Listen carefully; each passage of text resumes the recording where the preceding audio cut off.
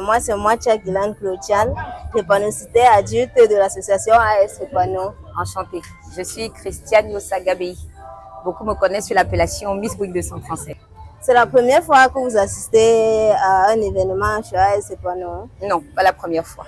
Je crois la troisième fois déjà.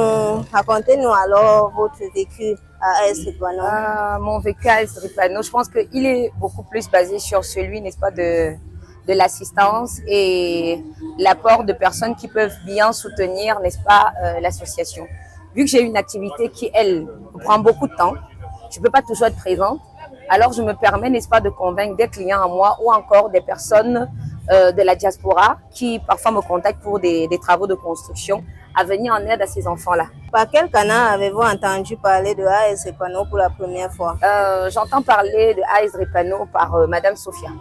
La présidente fondatrice. La présidente fondatrice elle-même, oui. Okay. Je ne connaissais pas ce que c'est que la drépanocytose, encore moins ce que c'est qu'être drépano. Donc, c'est via elle que je découvre et que je constate. Bon, avant elle, on va dire qu'il y a eu Monsieur Moncam, qui est un frère à moi, qui va me conduire vers là. Et c'est avec elle que je découvre, en fait.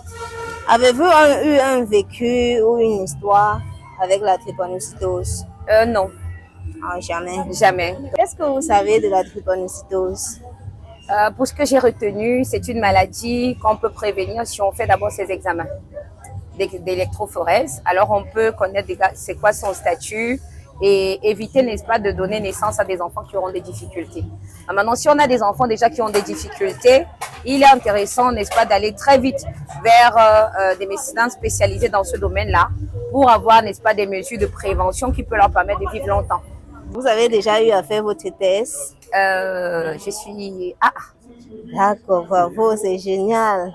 Quel conseil est-ce que vous pouvez donner à ces enfants qui souffrent de la drépanocytose? Oh, de beaucoup avoir du courage et surtout de croire en soi et en Dieu. Rien n'est impossible à Dieu et comme on dit souvent, pour celui qui a la volonté, il peut surmonter des montagnes. Donc, c'est pas parce qu'on est drépano qu'on est une personne différente, non. Moi, je pense plutôt qu'on est une personne que Dieu a choisie et il s'est dit, tu as été capable de pouvoir supporter ce que les autres ne peuvent pas supporter. C'est ça. Voilà. Quel message pouvez-vous adresser à l'association AS Drépano? À l'association AS Drépano, je dis beaucoup de courage.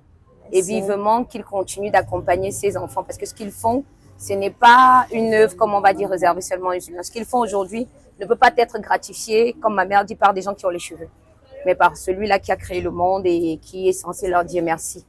Parce que si vous attendez le merci, même des personnes que vous accompagnez, cela va être très difficile.